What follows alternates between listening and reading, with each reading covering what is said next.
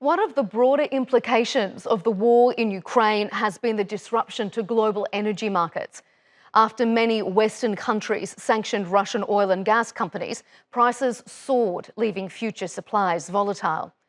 Romania, once heavily reliant on Russian energy, is moving away from that dependence as it cements its ties with the West.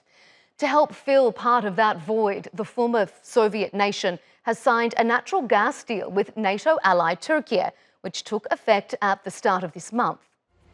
The latest deal will see delivery of up to 4 million cubic metres of natural gas per day to Romania. The two countries will also cooperate on developing the transmission and storage of natural gas, along with green energy technologies. With Turkiye's recent Black Sea gas discoveries, Ankara has been pushing to become an energy hub to help transport Eurasian reserves to European markets. Earlier this year, Turkey signed similar gas deals with Bulgaria and Hungary. To further discuss the impact of this gas deal on energy markets, joining me from Istanbul is Eser Özdil. He's the founder of Global Group Consulting, Investment and Trade. And from Moscow, Sergei Kapitonov. He's an analyst at the Center for ESG and Energy Transition at Skoltech. Gentlemen, thank you both for your time here on Straight Talk. First of all, let's go to you, Eser. Do you think we've seen a time when the energy security of countries is so intertwined with their foreign policy and their foreign relations? Definitely, especially if it is relevant with the gas, and especially after the war in Ukraine, it became more interdependent and more important for the countries. As we have seen in the previous conflicts, that Southeastern European countries were very fragile in terms of gas supply diversification and as well as gas supply import sources. So after the war in Ukraine, again, the Southeastern European countries, basically Bulgaria, Romania, Moldova, and other Central European countries, to some extent Hungary, had been the most fragile ones. So supplying gas through Turkey is an important issue for these countries, and foreign policy agenda. In terms of foreign policy agenda, gas and energy will remain as a very important agenda item in the future as well. Sergei, what do you think about that? Do you think that this is a particularly unusual time where energy has really taken the forefront in foreign policy negotiations, or has it always been there, but perhaps it hasn't been part of the media consciousness? A good question, thank you. Well, I would say that energy and policy have always followed each other in the past, and especially nowadays with the conflict in Ukraine. And as was already said about the European states are very fragile right now in terms of the energy security. And I would say that Turkey is now in a unique position, and the whole industry is following the events that happening in Turkey's natural gas industry, because, well, Turkey can become a real game changer, first of all, for the region and probably in the future for Europe in terms of providing gas flows to Europe. Eser, what do you think about this deal that Romania has made with Türkiye? It's obviously been trying to distance itself from Russia in the recent past. It is already part of NATO. Is severing its energy reliance on Russia just further progression of that foreign policy agenda? I can say definitely. Even after the collapse of the Soviet Union, basically Baltic countries as well as Southeastern European countries were looking for alternative energy sources.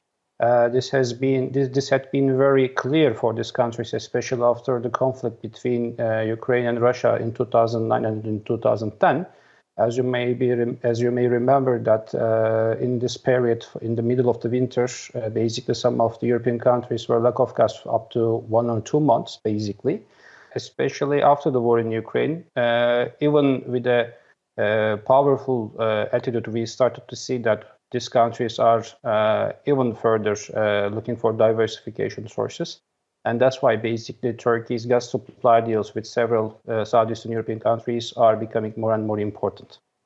Sergei, in the grand scheme of things, this isn't a hugely lucrative deal. It is quite small scale, but Romania has been very keen to publicly promote it. Do you think that that is partly symbolic? Is this Romania's way to again show its distance from Russia and its alignment with the West? Well, I do think you are right. Well, the volumes in the contract are not that huge. That may be, for example, in a gas supply deals between Turkey and Russia or Turkey and Azerbaijan. So the volumes are pretty small, but well, the whole move is very symbolic. And the whole move from one or another country in the energy sphere starts from one step. So Romania is doing this step at the moment. What do you think? Turkey has signed several new deals recently, including Bulgaria, including with Hungary. Even though these aren't huge deals, do you agree with what Sergei is saying, that it's the first step, it's a symbol that Turkey is cementing itself as an energy hub? Turkey has been establishing itself as an energy hub for the last 10 years, basically. Previously, Turkey was more like a corridor for gas transits as well as oil transits. But for the last 6-7 years, the major discussion is coming to energy trading hub point of view, which in line of the European trading hubs like TTF, like MBP, like Central European Gas Hub.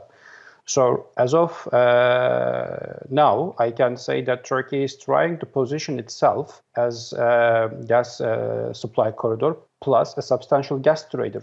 And that's why BOTAŞ is quite instrumentalized by the government. But I believe that in the future, more private companies will be in the game, and Turkey will be reselling most of the gas volumes are being imported or to be imported from various sources, not only from Russia as an LNG from international markets, to some extent maybe Azerbaijani gas or even as Irani gas. And also right now, as Minister Bayraktar explained yesterday on a TV show, that Turkey is going to negotiate with Israel to bring East Mediterranean gas to Turkey and to European markets. So yes, Turkey in the future will be even more important player in terms of energy trade. Sergei, Turkey is stepping in to help fill the void for countries that are turning away for Russian energy supply. But Turkey is also trying to maintain open dialogue with Russia economically and politically. So do you think Turkey's role in delivering an alternate energy supply is going to impact its relationship with Russia? Well, I do think that the whole concept of the gas hub, and Turkey has already proved that it is becoming a real gas hub in the south of Europe. This whole concept gives all the chances for Russia to utilize this gas hub at its maximum. I mean precisely that Russia can increase its gas supplies to Turkey via the existing infrastructure of the Turk Stream pipeline or the Blue Stream pipeline, and then Turkey will resell gas to the south of Europe. So, well, in any way, I do think that the partnership between Russia and Turkey in the gas sphere is very strong. On the one hand, we see that in the coming 2 years, a lot of contracts with Gazprom are expiring, and now Turkey is decreasing its gas imports from Russia. Probably for the reason to have a leverage on the coming negotiations with Gazprom, but in the whole concept of gas hub, I do think that Russian gas will also play a role. We're almost out of time, but Ezer, let me just put our final question to you. Now that Russia has pulled out of the grain deal, the Black Sea has become a bit more of a volatile place.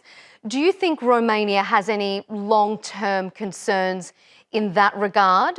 Is it trying to position itself more with the West for security, or do you think it is just simply economic benefit? Well, both, I believe. There is political leverage plus economic benefits as well. Well, from all Southeastern European countries, Romania is the least fragile one. in terms of energy resources because they have substantial amount of indigenous gas plus oil production. But definitely signing new contracts with Turkey or alternative sources is strengthening their position, more pro-Western one, and also increasing the security and economic benefits as well. Gentlemen, thank you so much for joining us here on Straight Talk. Ezer Özdil and Sergey Kapitonov, thank you for your analysis.